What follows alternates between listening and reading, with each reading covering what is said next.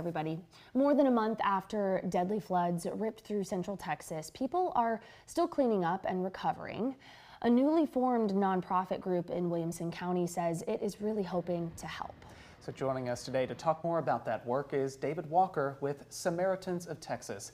David, welcome in and thanks so much for being with us. Thank you. Appreciate it. Nice to meet you guys. Nice to meet you too. We want to back up a bit and talk about your organization. When did it start to come together and what prompted you to form this group? Really early in May, we started to form it, and it was basically built out of some of the shortcomings that I had personally, and just felt that there wasn't a big enough need in our area, and so I wanted to elaborate on that. And so wife did a brief mission trip to Rwanda, and just with that, it kind of made me want to just pursue this, and so I did. And so we brought together disaster relief recovery and basically just kind of a food and kind of our goal is to not duplicate, but just to add to what's there, like Helping Hands of Georgetown, and certain organizations are great, and so we're trying to collaborate with them and just to kind of move forward with that. You mentioned your personal story there.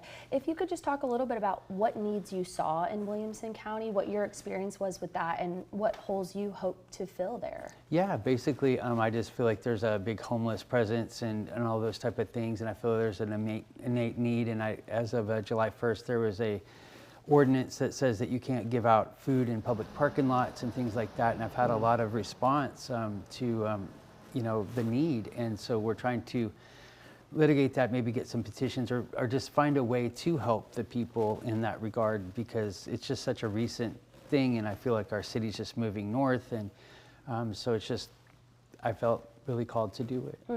Yeah. And you mentioned there that you formed this group before the floods hit in the Hill Country and in Williamson County there, but what was that experience like to be able to dive in and help in some of those ways? Yeah, so I mean, I started in May and was hoping to get the IRS thing done. Our target ribbon cutting was July 1st, and then shortly 3 days later, as y'all well know, it just all happened, and so we just went in head first. I started to do different campaigns through social media to try to get people to, I would just assist to donate, like pick up donations, anything I could do to bring to Sandy Creek and some of our local areas.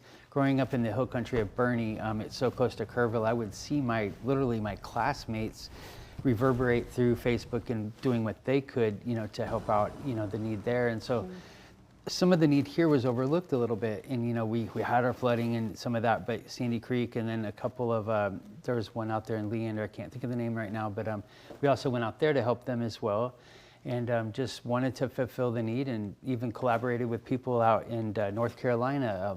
A pimp shrimp clothing company wanted to donate a bunch of shirts, but we kind of were met with a little bit of resistance because the verification wasn't there, like in the interim, and there were so many people that were trying to fabricate things for their own good and not, and so it kind of interrupted the flow of what really needed to happen with the need in our community. So we just tried to supersede that, and we had a few Austin restaurants and bars that we did pick up their donations and give them and distribute them to Sandy Creek. Then they stopped doing donations, so we gave those to the Caring Place there in Georgetown so they could facilitate it, just to always just be 100% transparent. And during that transition, we did get officialized and got our our number and put it on there, and so those things have subsided a little bit, and even got to spend a time about a week ago in Cabo San Lucas and got to meet with the Cabo Church, and they have a whole campaign there, and so it was neat to collaborate just beyond our borders, even though my campaign is really just right there in the local area. You're touching on the process to becoming an official nonprofit. Yes. Is rigorous, and there's some things that need to happen. And I think trying to go through that process right when Texas was struck with such a disaster must have been difficult to navigate. But talk through what that was like, trying to offer your mission to people, and what really makes Samaritans of Texas different. We've highlighted a lot of wonderful nonprofits here in the wake of the floods. So what's your goal for the weeks to come? The goal is just to continue to pursue what we are doing now, and then just to gain funding and information about how we can be more of an impact. We've kind of worked with a couple groups, and I've gotten a lot of reverberation from the older community, as it seems to be. So we're kind of looking at that, and I have a meeting scheduled with a couple different pastors of churches to try to see if I can kind of collaborate with them to continue on and just really fill the need and try to find a way around this new ordinance on how we can distribute food and clothing and just necessities and basic medical care as well. My wife is a registered nurse, and so we have that, ability to try to do that at a lower level. And we're not a triage center, however, but we would do whatever it takes to try to help people or get them where they need to be. Really interesting to hear the early stages and see where this goes. Yeah, for sure. Thank you for giving us some insight into the background course. of what it takes to be the hands and feet and be in your community like that. Absolutely. Well, David Walker, thank you again for being with us. Not a problem. Pleasure to meet you both, and thanks for having me on. And good luck with this next chapter. Absolutely. All right.